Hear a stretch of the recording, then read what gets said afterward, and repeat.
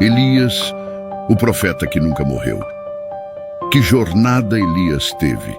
O velho profeta emergiu como o homem de Deus da hora, depois de ser treinado em Querite, moldado e refinado em Sarepta, usado magnificamente no Monte Carmelo, poderosamente ungido para ficar diante do rei Acabe em várias ocasiões e, finalmente, recebendo a companhia de seu amigo Eliseu. Elias parecia ter alcançado o auge das experiências da vida, heróicas quase além da crença, mas humilde de coração. No entanto, ele estava prestes a superar todas elas. Ele estava prestes a evitar a morte. A foice do ceifador sombrio passaria completamente por ele. A partida imortal de Elias o coloca na categoria extremamente rara de partidas imortais. De acordo com o registro sagrado, apenas 2 pessoas na história registrada deixaram o planeta sem passar pelas mandíbulas da morte. A primeira foi Enoque. Gênesis, capítulo 5, versículos 21 e 24. Quando Enoque tinha vivido 65 anos, gerou a Matusalém. Depois que gerou a Matusalém, Enoque andou com Deus 300 anos e gerou filhos e filhas. E todos os dias de Enoque foram 365 anos. Enoque andou com Deus e não apareceu mais porque Deus o tomou. A segunda pessoa foi Elias. Aqueles crentes que estiverem vivendo na terra no momento do retorno de Cristo serão os últimos a experimentar esse tipo de partida. Não sabemos a data ou a hora exata, mas sabemos o seguinte: aqueles que estiverem vivos quando Cristo retornar para os seus serão poupados da morte. Em sua primeira carta aos Coríntios, Paulo escreve com confiança. 1 Coríntios capítulo 15, versículos 51 ao 54. Escutem, eu lhes digo um mistério. Nem todos dormiremos, mas todos seremos transformados, num momento, num abrir e fechar de olhos, ao som da última trombeta. Pois a trombeta soará, os mortos ressuscitarão incorruptíveis, e nós seremos transformados. Porque é necessário que aquilo que é corruptível se revista de incorruptibilidade, e que aquilo que é mortal se revista de imortalidade. E quando isso que é corruptível se revestir de incorruptibilidade, e isso que é mortal se revestir de imortalidade, então se cumprirá a palavra que está escrita: a morte foi destruída pela vitória. O aspecto notável da história de Elias é que ele sabia que seria levado ao céu sem morrer. Como resultado, ele nos fornece um exemplo apropriado de como devemos viver, antecipando o retorno de Cristo. A partir do contexto, é óbvio que Deus deu a Elias informações sobre sua partida final com antecedência, embora nunca nos seja dito quando ou como isso aconteceu.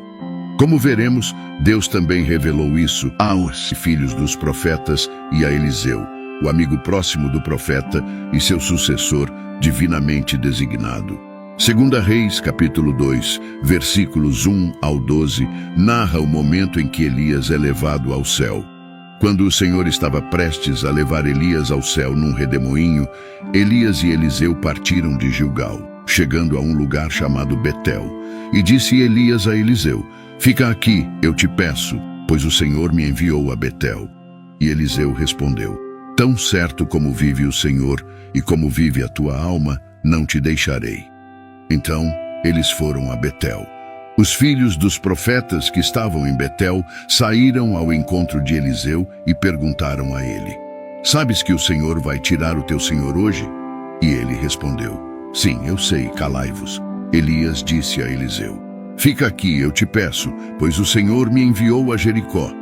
E Eliseu respondeu: tão certo como vive o Senhor e como vive a tua alma, não te deixarei. Então eles foram a Jericó.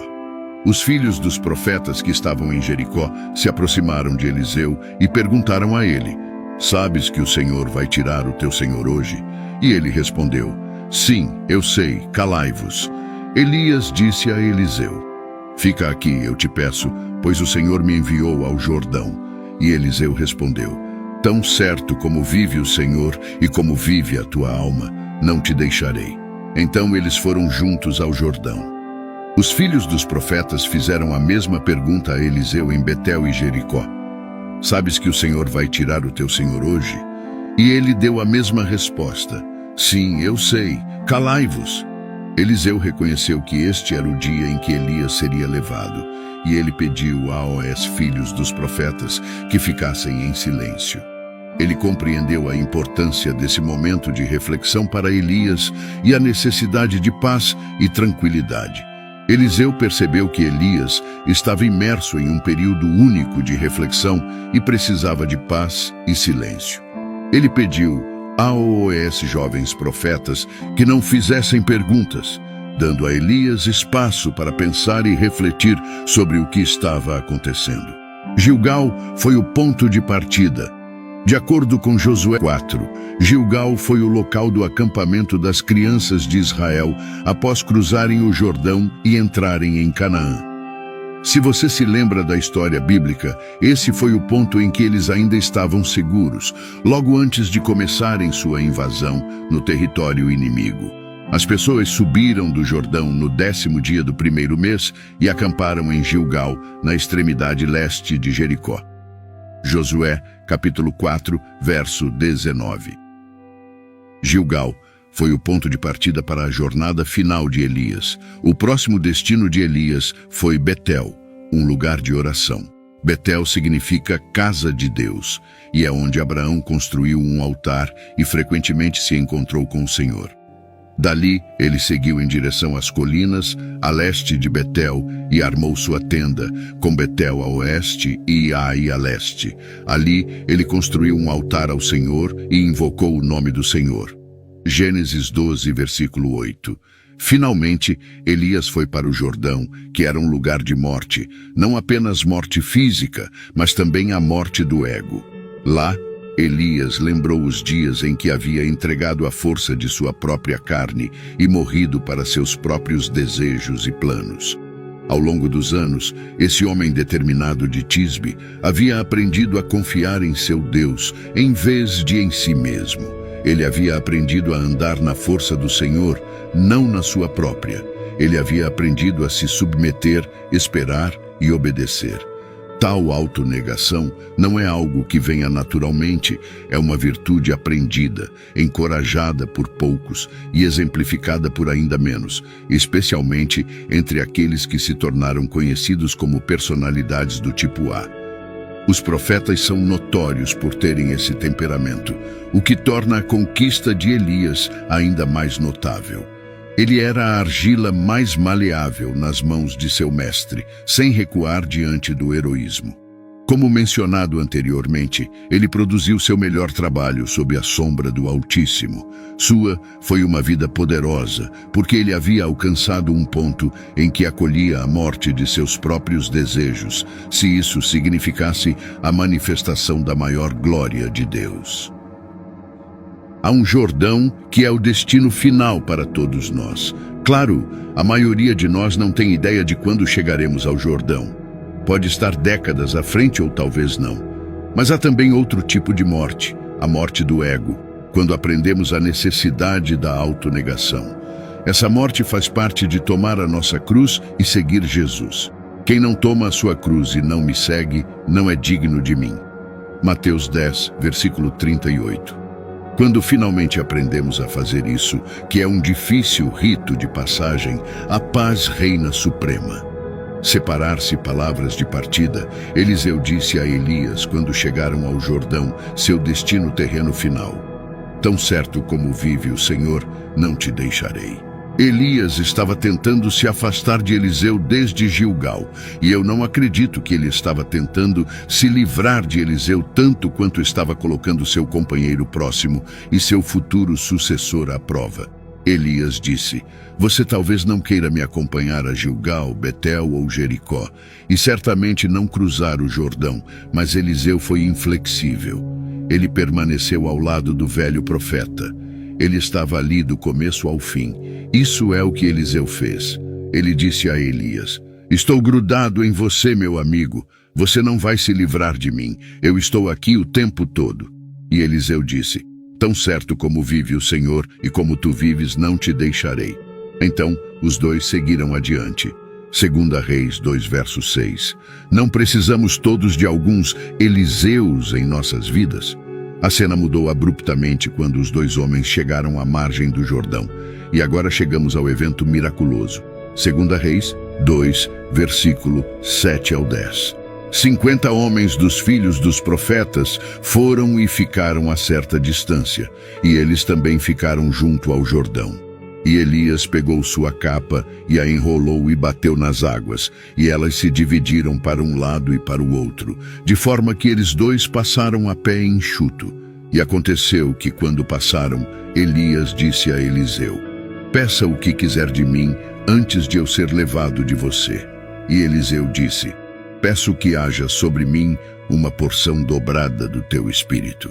Ele disse: "Você pediu uma coisa difícil. Se me vires quando for tirado de ti, isso lhe será concedido. Mas se não, não lhe será concedido." Este milagre é semelhante ao que ocorreu séculos atrás, quando Deus milagrosamente separou o Mar Vermelho, permitindo que Moisés e os filhos de Israel cruzassem a pé em terra seca. As águas do Jordão se dividiram neste caso, permitindo que Elias e Eliseu cruzassem o rio em terra seca. Então Elias se vira para seus amigos e pergunta: "O que posso fazer por vocês antes que o Senhor me leve desta terra?" Observe o pedido imediato de Eliseu. Este é um homem que tem grandes ideias e não tem medo de compartilhá-las. Ele diz a Elias: "Elias, você realizou alguns milagres incríveis em sua vida, mas eu gostaria de uma dose dupla do seu espírito para ter o dobro do poder." Que pedido maravilhoso! Não tenha medo de pedir coisas grandiosas a Deus. Ele quer te dar muito, você sabe. Ele diz para pedir. No entanto, muitos cristãos têm uma mentalidade muito limitada. Seria sábio tirarmos uma lição de visão do fiel companheiro de Elias. Mesmo Elias, com todas as coisas grandiosas que pediu a Deus, lembre-se, este é o homem que convocou fogo do céu. Fica surpreso aqui. Isso é um pedido difícil, ele admite a Eliseu. No entanto, ele diz que se Eliseu o vir sendo levado, então o que ele pedir será concedido a ele. Senão, não será. Você pode apostar que Eliseu estava determinado naquele momento a não tirar os olhos de Elias.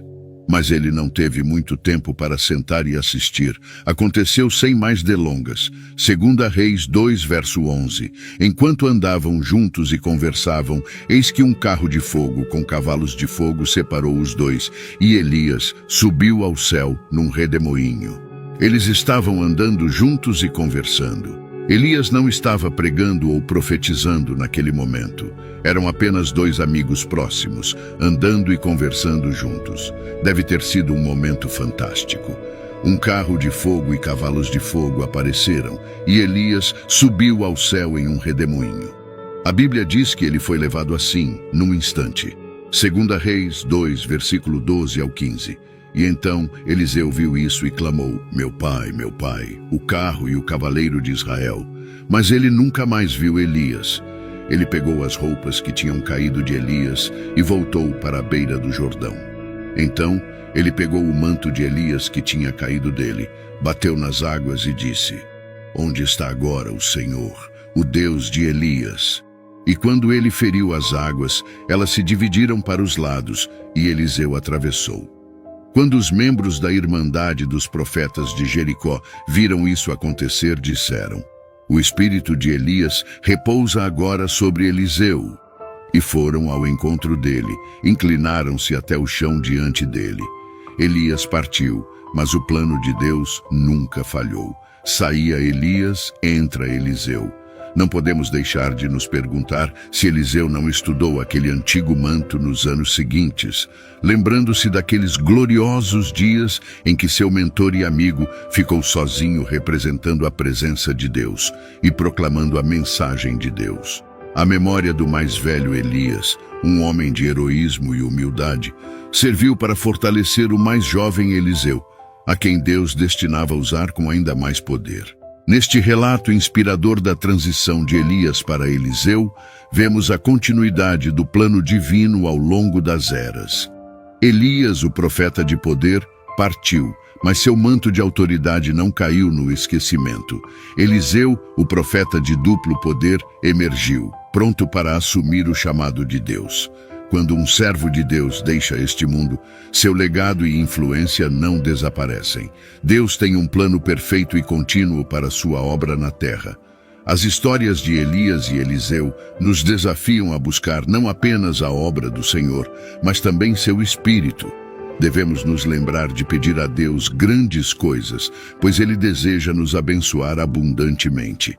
Assim como Eliseu recebeu o manto de Elias, também podemos herdar o chamado divino e a autoridade espiritual que Deus tem reservado para cada um de nós. Que possamos ser como Eliseu, determinados a não perder a visão da presença de Deus em nossas vidas, prontos para atravessar nosso próprio Jordão e proclamar sua glória. O ciclo da obra de Deus continua. E somos chamados a sermos participantes ativos desse plano divino. Que a história de Elias e Eliseu nos inspire a buscar um relacionamento mais profundo com Deus, a buscar seu poder e a continuar sua obra com paixão e determinação. Que possamos sempre nos lembrar de que, assim como o manto de Elias caiu sobre Eliseu, o chamado de Deus também está sobre nós, prontos para cumprir seus propósitos eternos. Até a próxima!